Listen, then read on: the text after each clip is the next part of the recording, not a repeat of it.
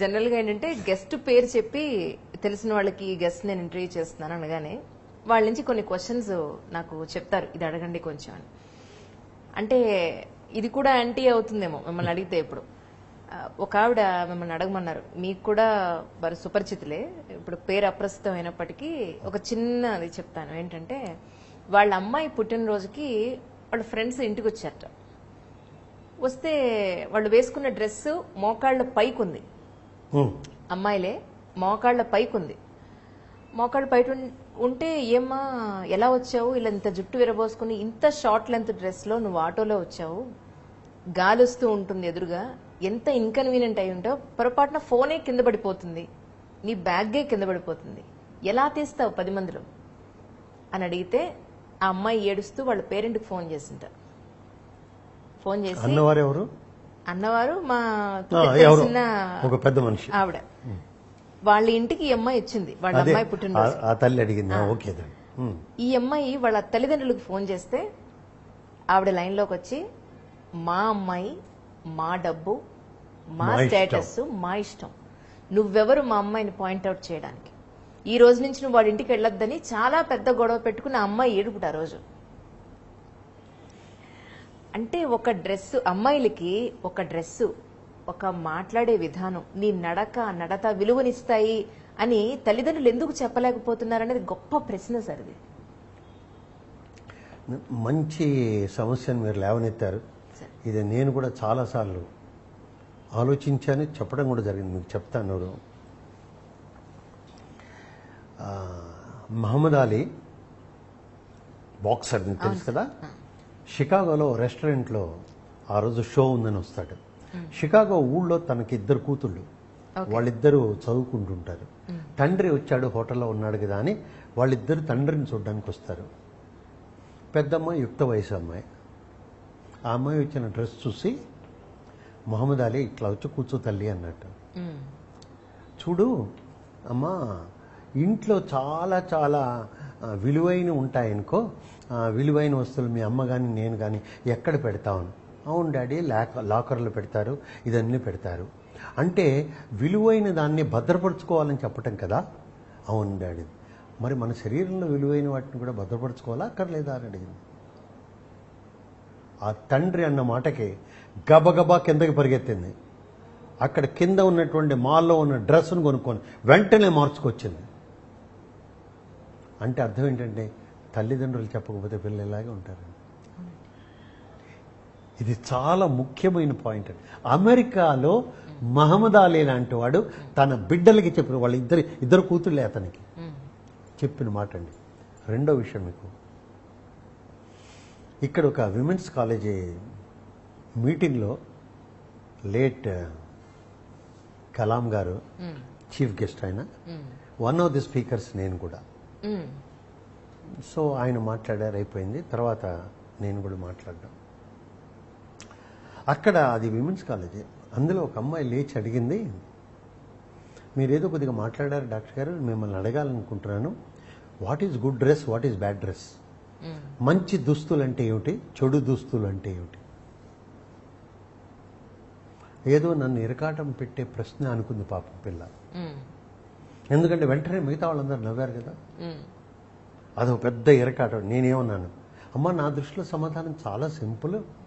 ఏంటంటే, ఏ దుస్తులు వేసుకొని నువ్వు రోడ్డు మీదకి వెళితే నలుగురు నమస్కారం పెడతారు, అది గుడ్ డ్రెస్. ఏ దుస్తులు నువ్వు వేసుకొని వెళ్తే ప్రపంచం వేల వేస్తుందో అది bad dress. That is left your choice. దాని తర్వాత ఇలా జరిగింది అలా జరిగిందని మాత్రం ఆలోచించే ప్రయోజనం లేదు. నమస్కారం పెట్టించుకోవాలి. కారణం ఏంటంటే, దేహం ఎవరిదండి? భగవంతుడిదండి, నీది నాది కాదు. దేహం ఎవరి సొమ్ము తనదని పోషింప, ధనం ఎవరి సొమ్ము దానమొసగా, ప్రాణం ఎవరి సొమ్ము తా పో నిల్వగా, విశుధాభిరామ వినురవేమ అంటాడు. అలాగా ఆయన ఇచ్చిన దేహాన్ని నేను ఇలా చక్కగా ఉంచుకొని నీకు ఇస్తున్నాను స్వామి అని చెప్పి బాడీ వదిలిపెట్టాలండి. అంతేగాని దాన్ని దుర్గంధపూరితం చేసి దానికి అన్ని రకాల వ్యాధులు చేర్చి వెళ్ళిపోతే నే ఇచ్చిన దాన్ని ఇంటిని ఏం చేసావురా అని. మన పిల్లవాడికి మనం ఇల్లు కట్టించిస్తే వాడు పాడు చేస్తే ఇంటిని ఏమనుకుంటాం, అరే నేను కట్టించిన దాన్ని ఇంటిని ఏం చేసేవారు అని అడగడండి, తండ్రి అడగడా? అలాంటిదే ఈ ఇల్లు. అది చూడనప్పుడు మనం ఏం చేస్తాం చెప్పండి తల్లిదండ్రులకి.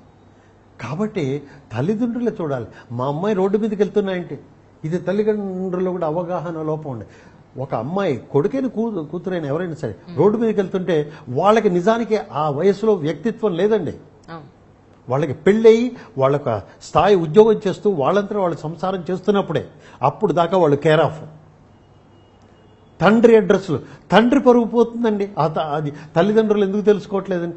ఏమండి మీ అమ్మాయిని పెంచే పద్ధతి ఇదే. ఈనాటికి మీరు చూశారు లేదు, మనకి సాంప్రదాయ కుటుంబంలో ఓ మాట అంటారండి. అది సాంప్రదాయ కుటుంబంలో పెళ్ళి వచ్చిన కొత్తగా అమ్మాయికి ఆ అమ్మాయి వండినా ఏం చేసినా మీ అమ్మ నేర్పించింది ఇదే అంటారా? అనరా? డెఫినెట్ గా అంటారు. అంటే అర్థం ఏంటండి? మరి ఎందుకు అవగాహన రాదండి? కాబట్టి అండి ఎక్కడ మొదలుపెట్టినా మీరు ఒక్కటి చెప్పక తప్పదు. చాలామంది ఎందుకంటే ఇప్పుడు మనకి మద్యం తీసుకోండి కోట్లల్లో వ్యాపారం, స్మోకింగ్ తీసుకోండి కోట్లల్లో వ్యాపారం, సినిమాలు తీసుకోండి కోట్లల్లో వ్యాపారం, ఇవన్నీ కోట్లల్లో వ్యాపారం అండి.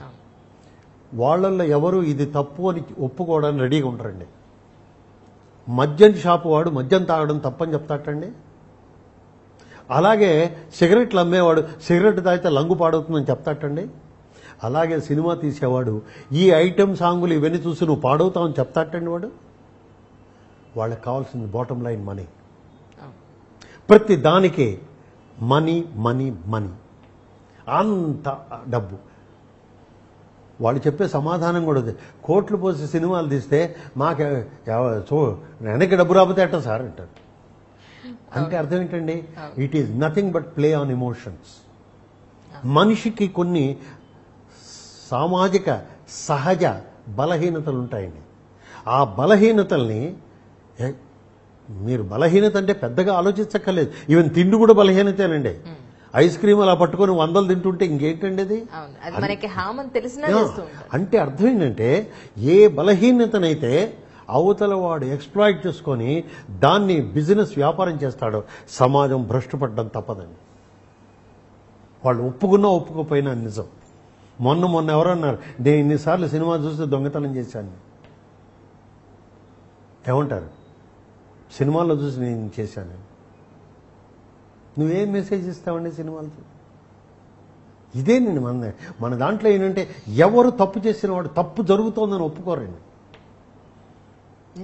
తప్పు జరుగుతోందని ఎవరూ ఒప్పుకోరండి.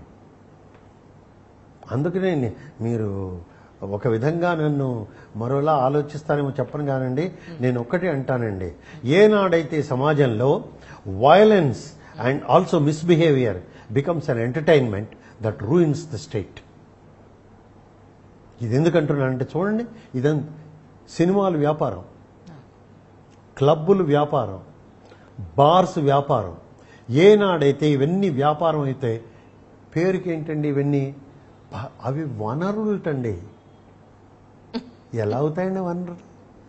నువ్వు ఎవరే గనక తాగి లివరో అని చెడగొట్టుకుంటే వాడికి నేను 2 రూపాయల కిలో బియ్యం ఇస్తానంటే ప్రయోజనం ఏంటండి? వాడు తినగలిగితే కదా.